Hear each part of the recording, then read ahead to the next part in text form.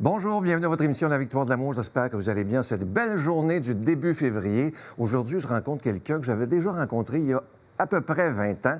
C'est l'unique Louise Deschâtelet. Je sais que vous êtes tous heureux et moi aussi de la revoir aujourd'hui.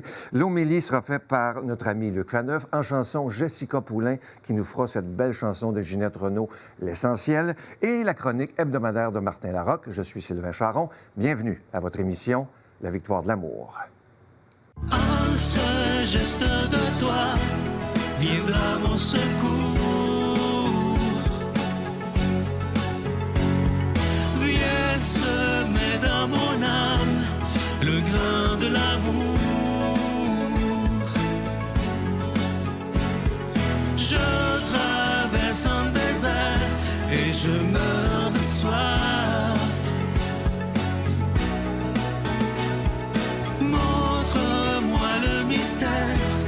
Qui garde la foi. Louise, merci d'être là. Ça me fait plaisir. Joie, 20 ans déjà qu'on ne s'est pas vu. Le temps passe vite. Je vous écoutais parler avant à la salle de maquillage tantôt, et ce qui me marquait, c'était votre joie de vivre. Et la question que je me posais, êtes-vous dans la gratitude pour la vie que vous avez et que vous avez eue?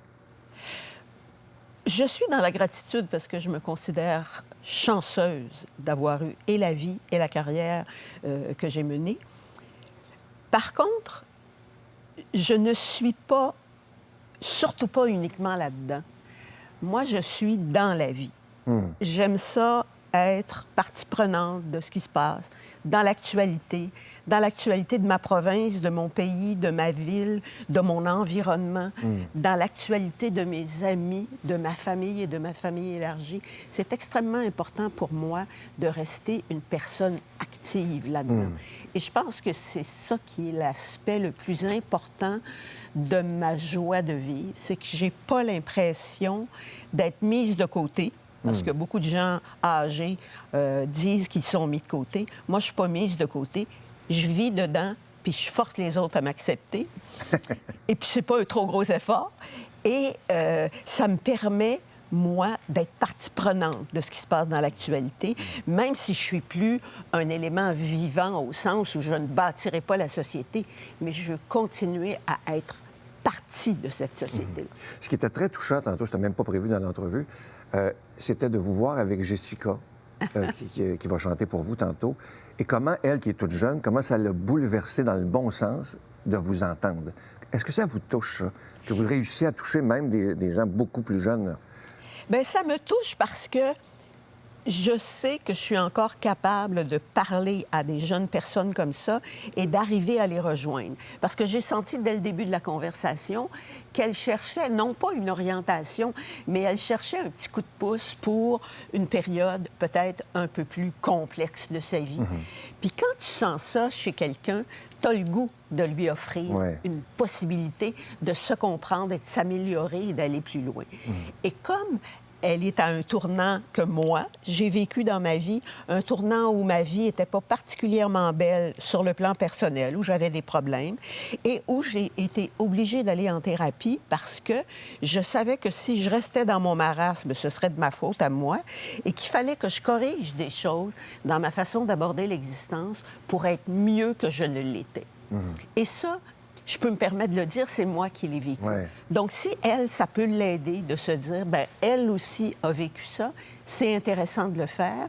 Et c'est intéressant aussi de faciliter l'accès à des plus jeunes à des choses auxquelles elle n'aurait peut-être pas pensé en se disant qu'il faut toujours être parfait partout. C'est pas vrai. On voudrait l'être. Mais il faut faire des efforts pour le devenir. Ça a fait 25 ans, en novembre dernier, que vous écrivez Le Courrier du cœur au Journal de Montréal. 25 ans, c'est pas rien. Qu'est-ce que ça vous a apporté, ça? Moi, d'abord, ça m'a calmée. Parce que écrire, il faut que tu prennes le temps de réfléchir profondément à ce que tu vas dire aux personnes, à réfléchir aussi à la lettre qui t'a été écrite, à essayer d'en extirper le sous-texte, pas juste les mots qui sont là, mais l'agencement des mots pour voir que la personne, peut-être sait-elle, connaît-elle son problème, mais n'est-elle pas capable de l'accepter?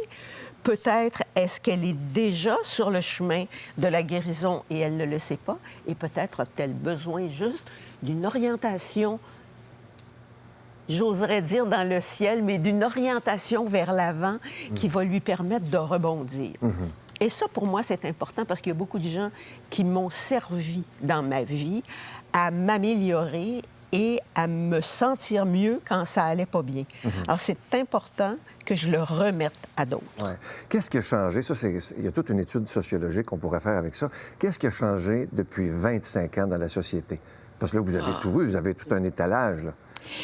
Il y a beaucoup de choses qui ont changé. Les gens sont beaucoup plus équipés pour vivre leur vie, beaucoup mieux équipés. Les gens écrivent mieux. Moi, je peux en parler parce que je lis des lettres et je lis des courriels. Donc ça, il y a eu une évolution dans l'expression du langage qui est extrêmement importante. Et il y a surtout des gens qui sont plus apeurés, puis-je utiliser ce mot-là, qui ont plus peur de l'avenir parce que rien n'est facile maintenant, alors que dans mon temps, c'était facile d'entrer dans une profession, c'était facile de se trouver un emploi. Les années 70 étaient foisonnantes de possibilités. Souvent, les gens avaient juste un emploi pour toute la vie. Exactement. Ce qui n'est pas le cas maintenant. C'est vivable, mais c'est vivable en te donnant des outils différents de ce qu'on avait autrefois pour entrer dans ta vie professionnelle et dans la vie d'adulte. Et en plus, on a, à cause d'Internet, un tel accès à tout ce qui se passe dans le monde que c'est à la fois stimulant, mais épeurant. Épeurant, oui. Parce qu'on se dit, est-ce que moi, je vais y arriver? Est-ce que moi, j'ai le moyen de faire ça? Est-ce que je suis aussi bien que telle ou telle autre personne? On se comparait autrefois, mais on se comparait dans un petit nombre. Maintenant, on se compare avec le monde. Ouais. Et ça, c'est un gros changement. Et qu'est-ce qui n'a pas changé en 25 ans? Qu'est-ce qui n'a pas changé? C'est les problèmes humains. Les problèmes d'amour, ils sont les mêmes. Les problèmes de couple, ils sont les mêmes. Il y a une plus grande rapidité chez les gens à changer de route. Ça, c'est un peu triste. On a moins la capacité qu'avaient nos parents et nos grands-parents à endurer des choses et à supporter et à se dire que peut-être demain, ça ira mieux. On n'a pas cette patience-là. Ça, la patience, les gens n'en ont plus. Mais à part de ça, je dirais que les problèmes sont similaires, les problèmes de vie de famille, mais avec un coefficient de difficulté plus grand parce que l'insécurité est plus grande qu'avant. Puis vous allez me dire, oui, mais les gens, dans les années 50, n'avaient pas beaucoup d'argent. Ils n'avaient pas beaucoup d'argent, mais ça prenait moins d'importance d'avoir moins d'argent que ça en prend aujourd'hui.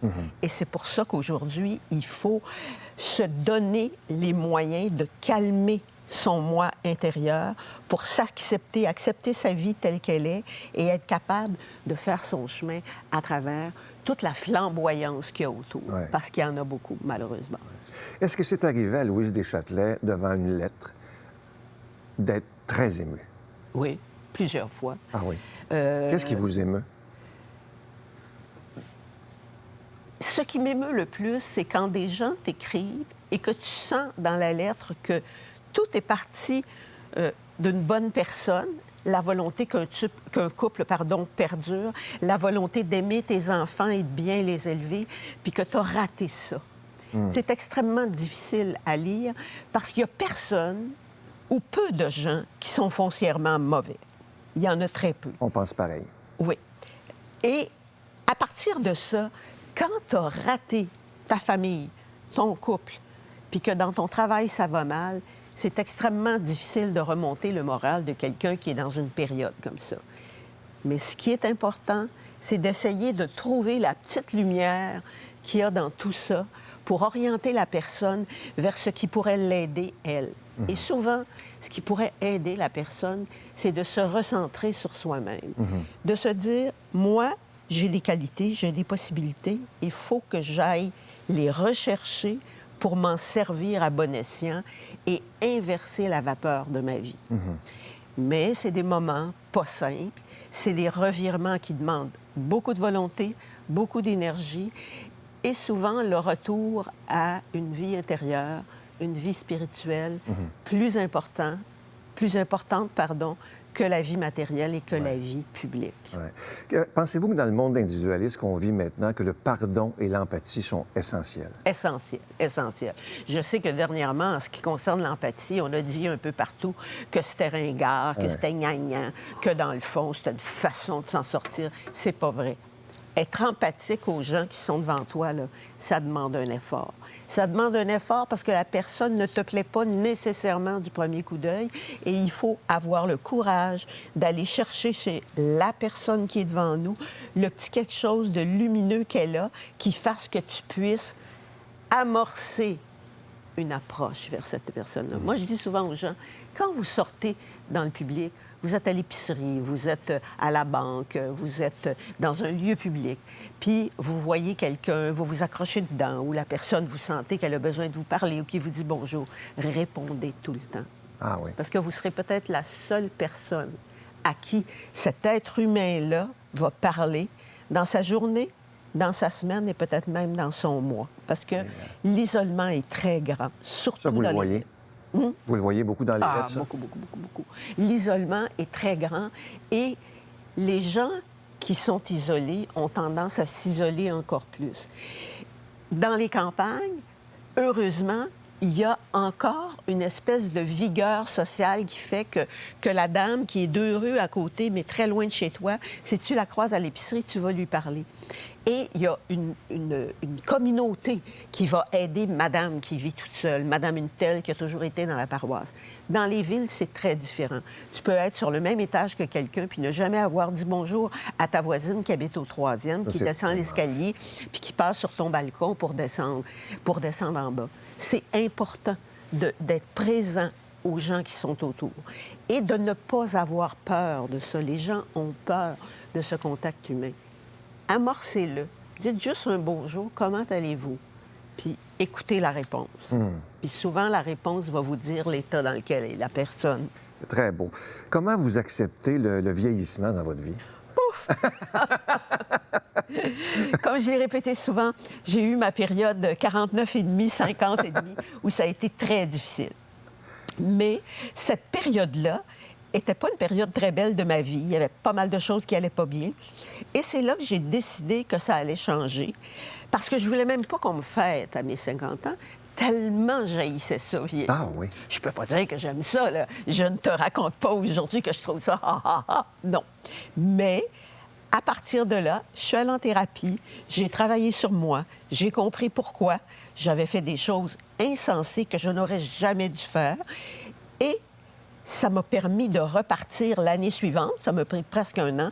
Ça m'a permis de repartir l'année suivante en toute sérénité, puis bien avec mon âge. Ouais. Parce que ça, il faut être bien avec son âge. Si on ne l'est pas, ça paraît tellement et ça nous rend tellement aigris. Toutes les choses prennent cette teinte-là, puis je ne m'aimais pas comme ça. Ouais. Mais vous vous aidez, vous faites du sport, j'entendais tantôt, tous les jours. Oui.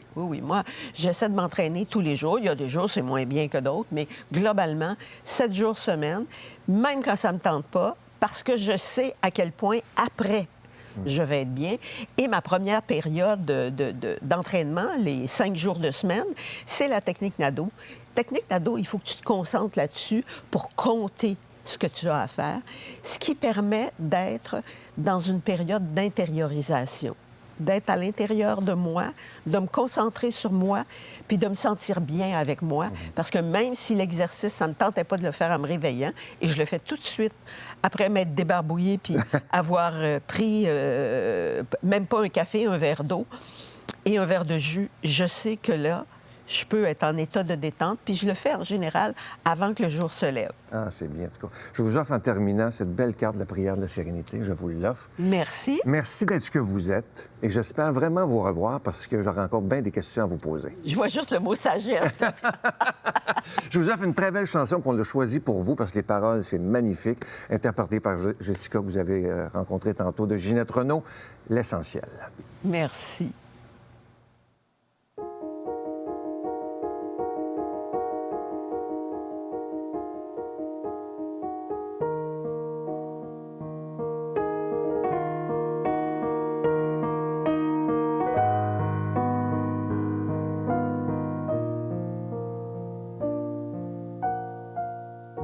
L'essentiel, c'est d'être aimé, le reste importe peu.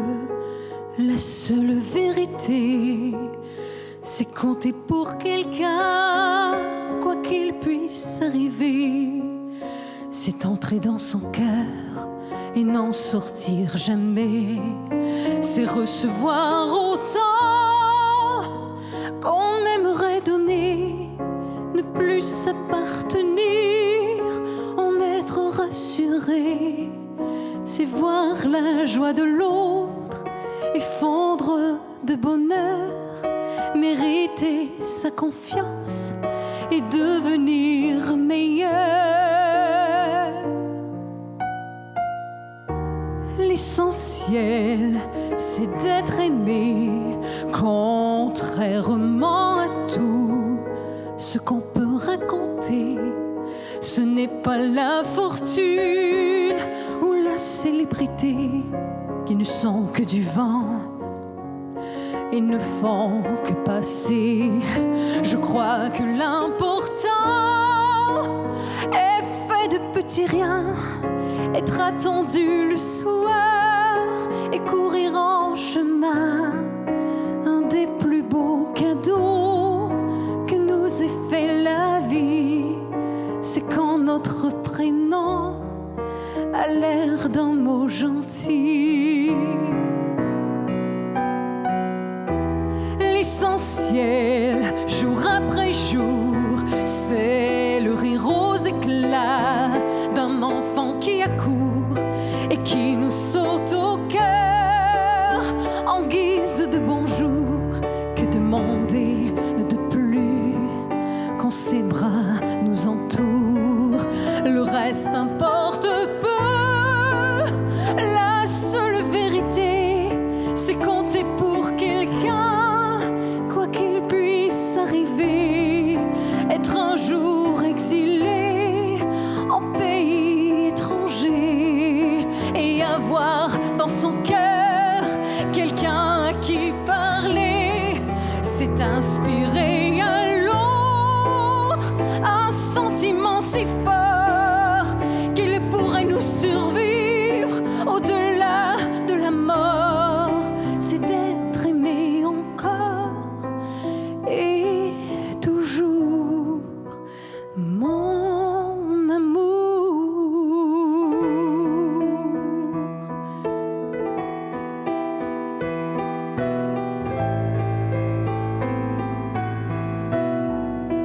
Mon amour.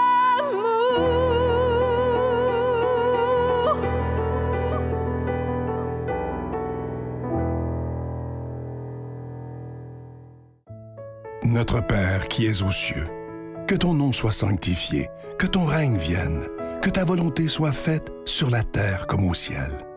Donne-nous aujourd'hui notre pain de ce jour. Pardonne-nous nos offenses, comme nous pardonnons aussi à ceux qui nous ont offensés. Et ne nous laisse pas entrer en tentation, mais délivre-nous du mal, car c'est à toi qu'appartiennent le règne, la puissance et la gloire pour les siècles des siècles. Amen. Rejoignez la Victoire de l'Amour pour un pèlerinage exceptionnel en Italie du 31 mai au 11 juin 2026, organisé par Spiritour. Vous serez accompagné de Sœur Angèle, le Père Gauthier, Miguel Padilla et Sylvain. Au programme, découverte de Venise, Milan, Turin, Pise, Sienne, Assise et Rome. Célébration eucharistique animée par le Père Gauthier et participation à l'audience générale au Vatican avec le pape Léon XIV. Pour information et inscription, 514-374-7965 ou sans frais au 1-866-331-7965.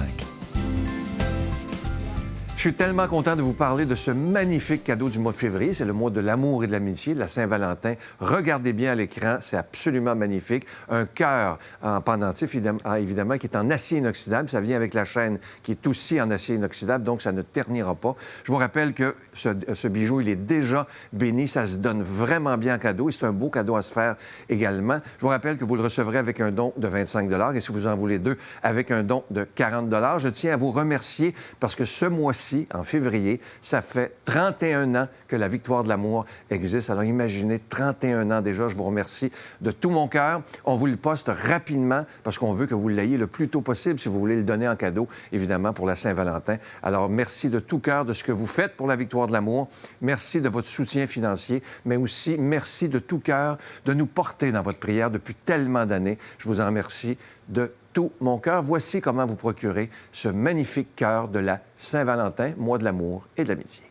Par la poste, à la Victoire de l'Amour, casier postal 120, succursale Boucherville à Boucherville, le J4B 5E6, ou par téléphone, par carte de crédit, du lundi au jeudi, de 8h à 17h, au 514-523-4433, ou à notre numéro sans frais, le 1-888-811-9291. Également sur notre site Internet, le www.lavictoiredelamour.org. Avec votre don, vous recevrez aussi un reçu pour fin d'impôt. Merci de donner des mains à la Providence. Merci d'investir dans votre foi. Mon Dieu, donnez-moi la sérénité d'accepter les choses que je ne peux changer, le courage de changer les choses que je peux et la sagesse d'en connaître la différence. Amen.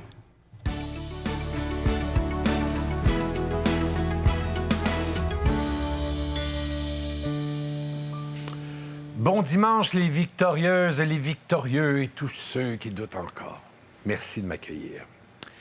J'ai le goût de vous raconter une histoire ce matin. J'ai entendu cette histoire-là dernièrement, puis je la trouvais mignonne comme tout. Ramenons-nous à l'époque où il y avait des boîtes téléphoniques, tiens, OK? Il y a un petit gars qui arrive dans un dépanneur. Puis il dit au gars du dépanneur, « Peux-tu faire un appel sur la boîte téléphonique? Elle vaut 25 cents pour moi. » Fait qu'il met 25 cents, il appelle. La madame à l'autre bout du fil décroche, elle fait « Oui, allô? » Il fait « Bonjour, madame. Je suis un petit garçon de 9 ans et j'aimerais ça tondre votre gazon parce que j'ai besoin d'un job cet été pour mes dépenses personnelles et subvenir à mes petits besoins à moi, tu sais. » Et la dame lui dit « Ah, c'est gentil. » Elle dit « J'ai déjà quelqu'un qui fait ça, tu sais. » Il fait « Oui, mais moi, madame, en plus de tondre le gazon, je vais balayer le trottoir, puis je vais balayer vos escaliers.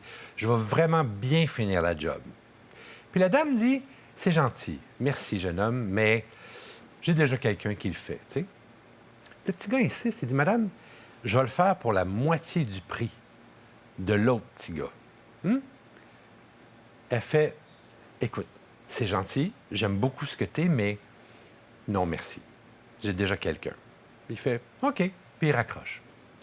Le gars du dépanneur a vu le petit gars parler puis avoir cette espèce d'esprit, puis il dit au petit gars, « Écoute, man, si j'avais un travail à t'offrir, crois-moi, je t'offrirais dès maintenant un travail parce que tu as une belle personnalité. » Et le petit gars, il dit, « J'ai pas besoin de travail. » Le gars du dépanneur fait, « Mais je viens de t'entendre, là. Tu viens de demander un job? » Il fait, « Non, non, non, j'ai pas besoin de travail. Je vérifie comment est ma job. Parce que le petit gars qu'elle a engagé, c'est moi. Mais je voulais pas qu'elle voie sur son téléphone que c'est moi qui l'appelais. Puis, ça a l'air que je fais une bonne job. Fait que merci beaucoup, monsieur. Au revoir. »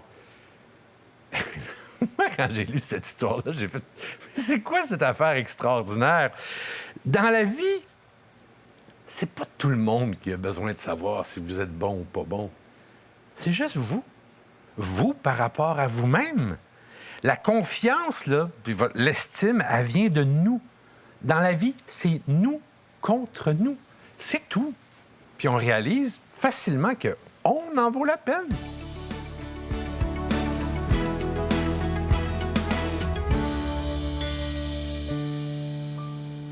Bonjour, bon dimanche en ce premier jour de février. Aujourd'hui, par la magie de la télévision, nous sommes comme cette foule qui gravit les montagnes pour s'asseoir aux pieds de Jésus, pour les écouter, les instruire, pour l'écouter, les instruire. Aujourd'hui, grâce à la victoire de l'amour, c'est comme si, voilà, nous aussi, nous étions cette foule qui suit Jésus, mais c'est par justement la magie des ondes, par la magie de la victoire de l'amour que nous avons cette opportunité. L'Évangile d'aujourd'hui dans Matthieu est un extrait d'un sermon de Jésus qui est extrêmement connu, qu'on appelle le Sermon sur la montagne. En fait, en vérité, il s'agissait d'un point de vue historique, d'un enseignement qui a duré pendant des heures et que Jésus a adressé à des milliers de personnes. Dans le segment qu'on va entendre, dans l'extrait qu'on va entendre aujourd'hui, Jésus nous enseigne sur qui sont les hommes et les femmes dont les valeurs et le comportement plaisent à Dieu. Disposons maintenant notre cœur et nos esprits à recevoir cette parole de Dieu par cette petite prière. Seigneur Jésus, tu es venu sur terre pour nous révéler le vrai Dieu, ton Père et notre Père, aussi pour nous apprendre à vivre en fils et filles dignes du Très-Haut.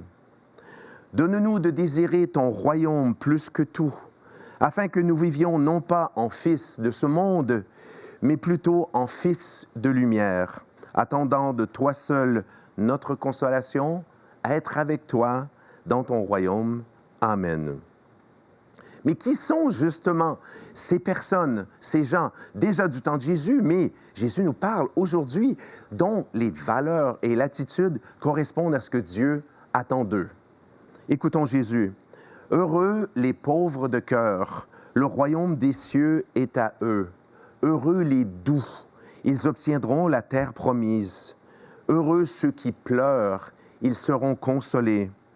Heureux ceux qui ont faim et soif de justice, ils seront rassasiés. Heureux les miséricordieux, ils obtiendront miséricorde. Heureux les cœurs purs, ils verront Dieu. Heureux les artisans de paix, ils seront appelés fils de Dieu. Heureux ceux et celles qui sont persécutés pour la justice, le royaume des cieux est à eux. » Donc, on le voit bien, voilà des attitudes, voilà des valeurs qui étaient valorisées, qui étaient vraiment enseignées par Jésus comme étant les valeurs et les comportements attendus de Dieu, bien qu'elles aient été déjà à cette époque moquées, ridiculisées, bafouées par la société. Vous savez, les pauvres de cœur, ce sont ces gens humbles devant Dieu. Nous avons tous être humbles devant Dieu, qui sont raillés depuis toujours par les orgueilleux, les gens qui mettent leur propre personne à la place de Dieu. Eh bien, les doux et les non-violents sont très souvent écrasés, n'est-ce pas, en parole et en acte, par les forts en gueule qui veulent leur imposer leur vérité par la force. D'hier à aujourd'hui, il y a des gens qui pleurent. Pourquoi il y a des gens qui pleurent? Parce qu'il y a des gens qui rient en leur imposant leur domination économique, leur domination politique et tout le reste. Les miséricordieux sont parfois moqués parce que, voilà, pour beaucoup de gens, ce qui est important, c'est la vengeance, n'est-ce pas? Si on a reçu un tort, c'est de se venger. Les cœurs purs sont moqués, les gens dont les intentions sont droites, sont moqués par les intrigants ou les arrivistes qui vont magouiller, qui vont agir en hypocrite pour obtenir leur fin. Enfin, on le sait bien, les artisans de paix. Les artisans de paix sont moqués par ceux et celles qui ne connaissent que la violence des mots ou la violence des armes. Donc, en résumé, on le voit bien, Jésus va à contre-courant des valeurs et des attitudes des grands et des puissants de son monde, mais du monde encore aujourd'hui. Donc, ce qu'on conçoit bien, c'est que Jésus prend le parti des humbles, le parti des doux, de ceux qui pleurent. Et je vous le rappelle, Jésus est Dieu. Donc, ça veut dire que Dieu, voilà, prend le parti des doux, des humbles, des cœurs purs. Alors que nous, très souvent dans la société, on applaudit, on donne des médailles à ceux qui font justement le contraire. On comprend bien que Jésus veut, par ses valeurs et attitudes, Jésus veut refaire le monde. Jésus voudrait, n'est-ce pas, qu'on adopte ces valeurs qui feraient en sorte que, comment dire, il y aurait déjà sur terre ce fameux royaume de Dieu que Jésus enseigne. Alors, on se retrouvait dans une situation où sur la terre, on serait déjà en quelque sorte au paradis. Alors, vivre, oui, selon ces valeurs et ceux de Jésus, des fois, ça nous vaut des moqueries, des persécutions, mais ça nous rend aussi heureux. Demandons à Dieu de nous bénir, lui qui est Père, Fils, Saint-Esprit. Bon dimanche. Je vous salue Marie, pleine de grâce. Le Seigneur est avec vous. Vous êtes bénie entre toutes les femmes, et Jésus, le fruit de vos entrailles, est béni. Sainte Marie, Mère de Dieu, priez pour nous pécheurs, maintenant et à l'heure de notre mort. Amen.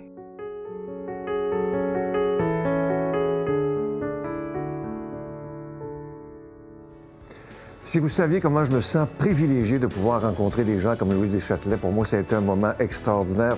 On a même continué à discuter. On avait discuté avant l'émission. Je sais qu'on va continuer après. C'est vraiment des gens que je vous le dis, je me sens privilégié. Je vais vous souhaiter la plus belle des journées. Aujourd'hui, prenons le temps d'être dans la gratitude pour tout ce que Dieu nous donne et fait pour nous. Je vous souhaite la plus belle des journées. À demain. Bye.